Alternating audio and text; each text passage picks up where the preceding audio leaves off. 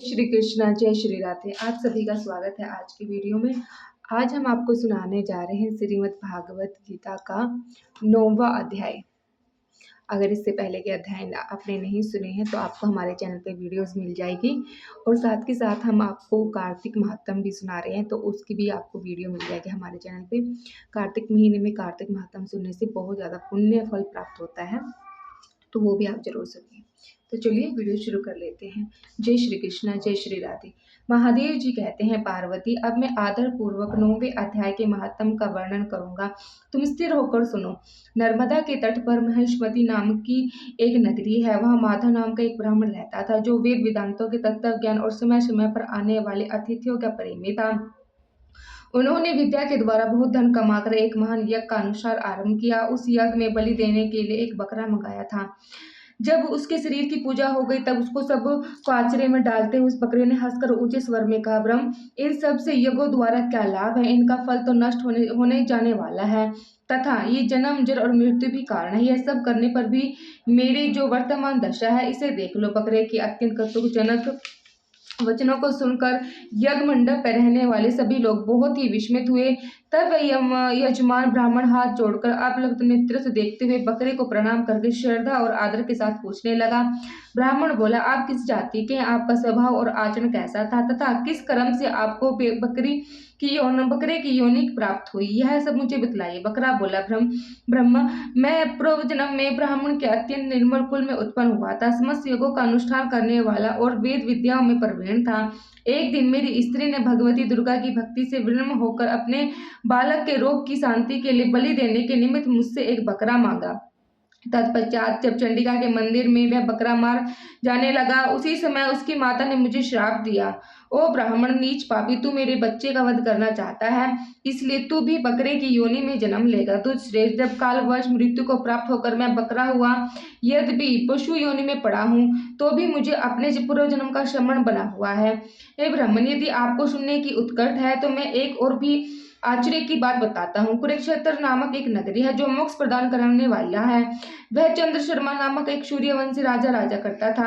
एक समय जब सूर्य ग्रहण लगा था, राजा ने बड़ा श्रद्धा के साथ काल पुरुषों को दान करने की तैयारी की। उन्होंने वेद वेदांत के पारगामी एक विद्वान ब्राह्मण को बुलवाया और पुरोहितों के साथ वे तीर्थ के पावन जल से स्नान करने को चला। तीर्थ के पास पहुंचकर राजा ने स्नान किया और 2 वस्त्र धारण किए। फिर पवित्र एक प्रसन्नचित होकर उन्होंने श्वेत चंदन लगाया और बगल में खड़े हुए पुरोहित का हाथ पकड़कर तथोचित मनुष्य से घिरे हुए अपने स्थान पर लौट आए। आने पर राजा ने यथोचित विधि पूर्वक ब्राह्मणों को काल पुरुषों का दान किया। तब काल पुरुष का हृदय चीर कर उसमें से एक पापात्मा चंडाल प्रकट हुआ। फिर थोड़ी देर के बाद निंदा भी चंडालनी का रूप धारण करके काल पुरुष के शरीर से निकली तथा ब्राह्मण के पास आ गई। इस प्रकार चांडाल की वह जोड़ी आंख लाल की निकली और ब्राह्मण के शरीर में हठ प्रवेश करने लगी। ब्राह्मण मन ही मन गीता के 9वें अध्याय का जाप करता था और राजा चुपचाप यह सब कौतुक देखने लगा। ब्राह्मण के अंतःकरण में भगवान गोविंद शयन करते थे, वे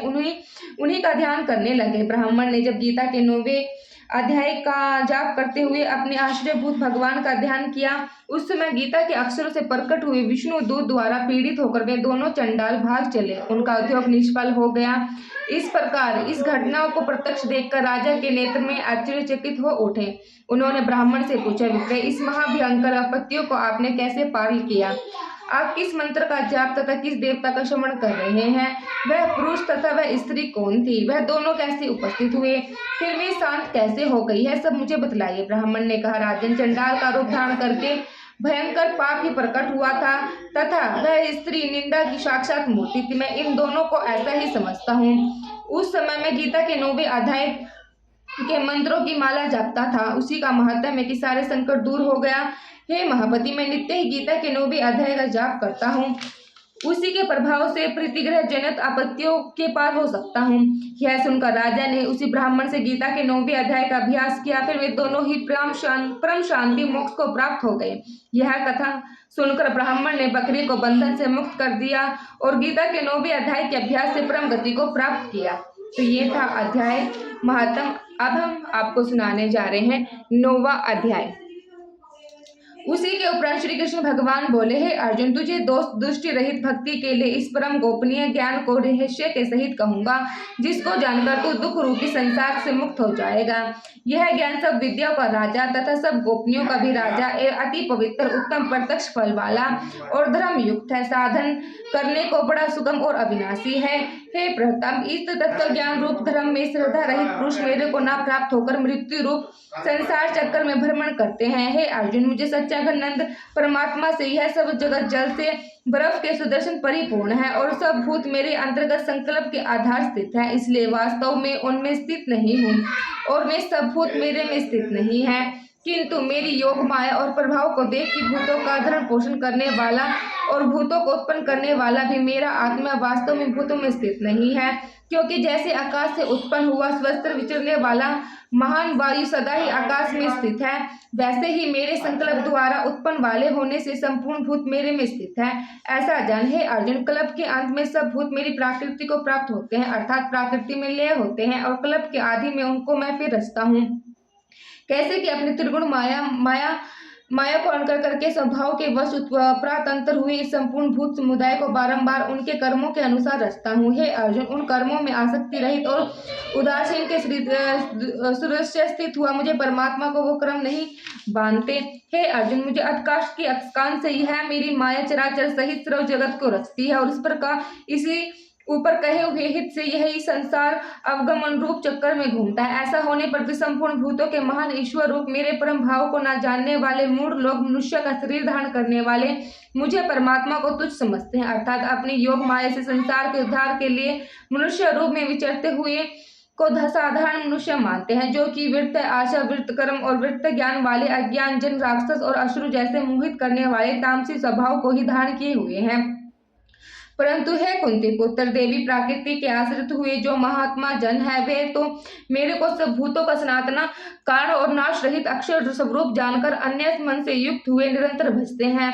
वे दृढ़ निश्चय वाले भक्त जन निरंतर मेरे नाम और गुणों का कीर्तन करते हुए तथा मेरी प्राप्ति के लिए यत्न करते हुए और मेरे को बारंबार प्रणाम करते हुए सदा मेरे ध्यान में युक्त हुए अन्य भक्त से मुझ पे उपासते हैं। उनमें कोई तो मुझे विराट रूप परमात्मा को ज्ञान यज्ञ के द्वारा पूजन करते हुए एक तत्व भाव से, अर्थात कुछ है सब वासुदेवी है, इस भाव से उपासते हैं, और दूसरा पृथक भाव से अर्थात स्वामी सेवक भाव से, और कोई बहुत प्रकार से उपासता है, क्योंकि कृत अर्थात शोध में हूँ, यज्ञ अर्थात पंच महायज्ञ समृद्ध क्रम मैं ही, स्वधा अर्थात पितरों के निमित्त दिया जाने वाला अन्न मैं ही, औषधि अर्थात सब वनस्पतियों में मैं ही, एवं मंत्र मैं हूँ, घृत मैं हूँ, अग्नि मैं हूँ और हवन रूप क्रिया भी मैं ही हूँ। हे अर्जुन, मैं ही इस संपूर्ण जगत का धाता अर्थात धरण पोषण करने वाला, एक कर्मों के फल को देने वाला तथा पिता माता और पिता महा और जानने योग्य पवित्र ओमकार तथा ऋग्वेद, सामवेद और यजुर्वेद भी मैं ही हूँ।